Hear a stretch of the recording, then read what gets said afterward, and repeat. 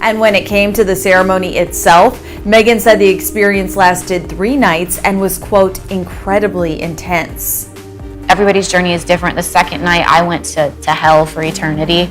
And just knowing eternity is torture in itself, because there was no beginning, middle, or end. So you have like a real ego death. And Megan says the ayahuasca was able to help her in ways that therapy and hypnotherapy couldn't before.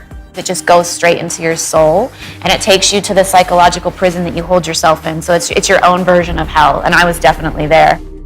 I'm also interested in religious experiences, and for one reason or another, and it's a bottomless mystery, there are agents that reliably produce religious experiences. And no one knows what in the world to do about that. That's for sure. Talk about a strange trip. It's mind-blowing. Megan Fox gets candid about drinking ayahuasca with Machine Gun Kelly in Costa Rica.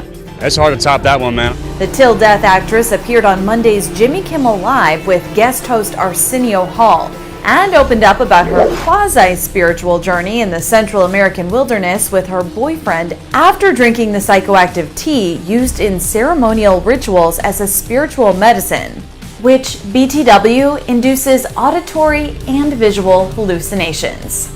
Do you guys know what ayahuasca is? Oh, yes! So we went to Costa Rica to do ayahuasca like in a proper setting, like with indigenous people, and I was thinking it was like glamping or something like that, still going to be like some kind of 5-star experience. And you get there and you really are in the middle of the jungle, and you don't get to eat after like 1 p.m. You have to walk a very far distance to get your water. You can't shower because they're in a drought. Nothing glamorous about it. It's all a part of sort of making you vulnerable so that you surrender to the experience.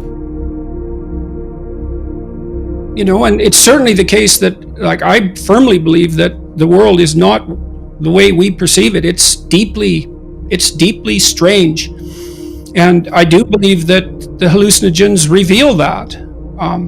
There's a narrative aspect to it. There's a religious aspect to it.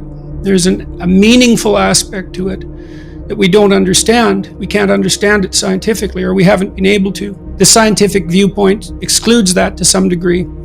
And I think the best evidence for that probably does come from hallucinogenic experience. Now, people have a biologically instantiated religious instinct. Now, it's possible that that only speaks of our peculiar biological nature, that it doesn't reflect broader reality as such. But if you go deep enough into the psyche, it becomes increasingly difficult to separate what you discover from reality. Now, people can clearly have individual subjective religious experiences. Most scientific phenomena are objective. Many people have to experience the phenomena at the same time. You have these religious experiences that can be induced by hallucinogens, let's say. Each person has their own particular experience, but everyone has an experience that's similar. And we don't know what to do about that category of experience. And then, you know, we think in stories and we see the world through a structure of value. I think that has been proven beyond a doubt by neuroscientists and psychologists. And the fact that we see the world through a prism of value seems to indicate that there's something about value that's real. And so that's partly why things are deeply mysterious.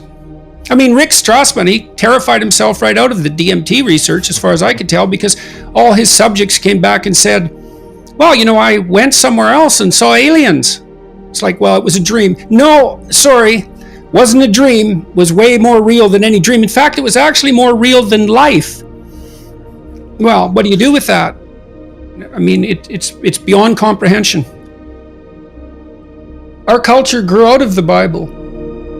It's grounded in the Bible, for better or worse. And so if you want to know who you are and why you think the way you think, like you think you know the way you think. You think you think. You don't. Or very rarely. Like the thoughts are greater than you are, in some sense. mean, and it's very rare that you think something that someone else hasn't thought. I can't remember who said it. Might have been Alfred North Whitehead, that everyone's the unconscious proponent of some philosopher. Everyone is the unconscious proponent of some philosopher. So, anyways, the deepest values are religious, and our religious document is the Bible, and the Bible is an absolute mystery.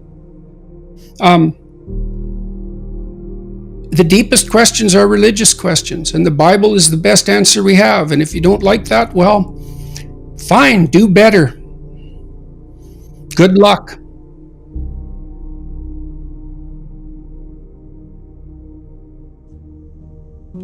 I mean, there's wisdom in that book it's unbelievable.